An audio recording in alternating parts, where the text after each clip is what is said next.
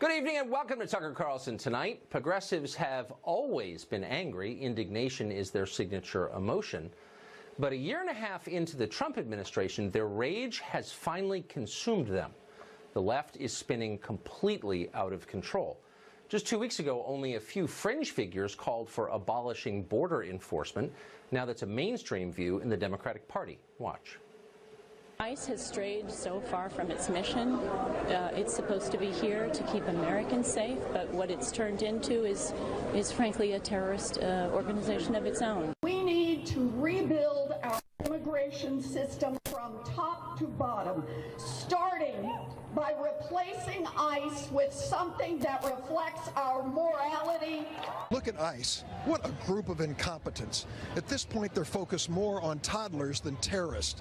You should get rid of it, start over, reimagine it, and build something that actually works.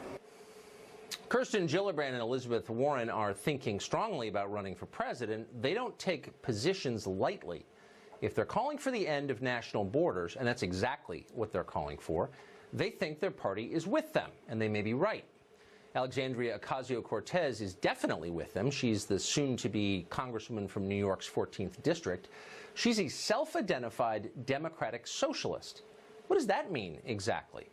Well, last week, the New York Democratic Socialists of America issued a statement of their beliefs. Quote, abolish profit, abolish prisons, abolish cash bail, abolish borders.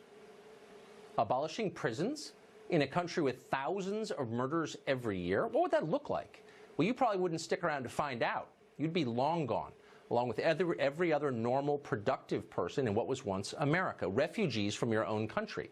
Something like that happened in Venezuela. There are people in our country working to make it happen here. And suddenly, some of them are prominent in the Democratic Party. This is getting scary. If you pay attention, it will scare you. You'd think our so-called intellectual leaders would be working to moderate rhetoric like this and guide it in a more responsible direction, but they're not. Instead, those leaders are adding to the cycle of extremism. Consider the reaction to the retirement of Justice Anthony Kennedy. Left-wing law professors at prominent schools are calling for Democrats to expand the number of seats on the Supreme Court and pack it with liberals for a permanent majority. Harvard Law lecturer Ian Samuel wrote that a Supreme Court with 10 liberals and only 5 conservatives would actually be, quote, incredibly generous to the Republicans. Fordham law professor Jed Sugarman agreed with that. If this happened, of course, the court's legitimacy would evaporate overnight, but they don't care. They would have power forever, and that's their goal, their only goal. Of course, Republicans could pack the Supreme Court right now, tonight. They have the power. But everyone knows they won't do that. Only the left is embracing extremism right now.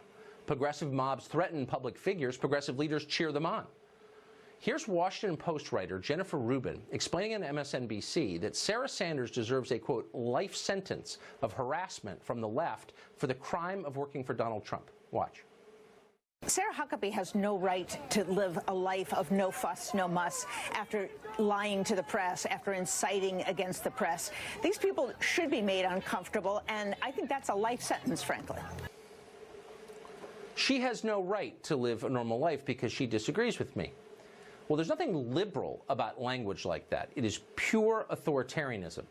In just the past few weeks, the old Democratic Party has vanished. Bill Clinton could not get elected by today's Democratic Party. He can't even appear at Democratic fundraising events or campaign rallies because they might scream at him too. In the coming months, we plan to bring you reporting on what the Democratic Party is fast becoming. Nobody else is going to do that. The other channels want to hide the details. They don't want to scare you before Election Day. But we think you have a right to know what's happening. Tammy Bruce is a radio show host and a frequent guest on the show, and she joins us tonight. Tammy, if you think of all the kind of famous Democratic figures, Daniel Patrick Moynihan, for example, longtime Democratic senator from New York, Bill Clinton, as I just said, no chance they would be even taken seriously as candidates now. So dramatically has the party changed. Why is this never noted in public? Well, you know, I think what's interesting is that the leadership is so far off from the base itself. Democrats may not even realize how serious this is. I'll give you one example.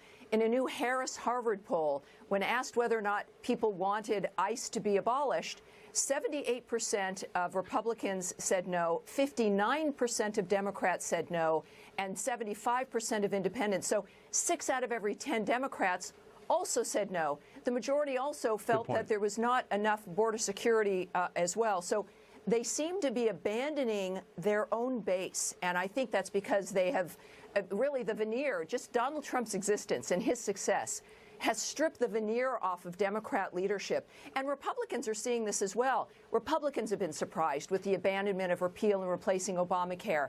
But we've got an establishment that in a way seems to be pretending to understand the ideologies of the left and the right, but all along have only really been concerned about the machine itself.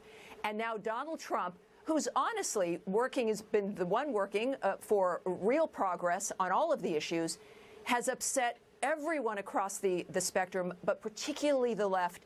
And I think that this is a wake-up call for Democrats and for liberals who have presumed that someone like Dianne Feinstein was serious, or that these other individuals knew what they were talking about and weren't lying to them. Right. And now maybe they need to consider that they have been.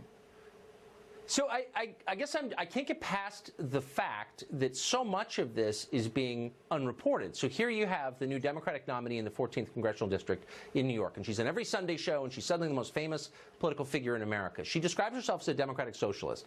The Democratic Socialists of New York, her state, just issued a statement saying, no borders, no profit, no prisons. And nobody asks her about that. Do you agree with this? What do you think of this? Right. Are you against borders, profit, and prisons? Like, shouldn't she at least be asked? Shouldn't Democrats be asked to account for that? They never are. Why? Well, and at one point she tried to walk back a little bit. She, in an interview, she'd noted, I'm not here to push any ideology.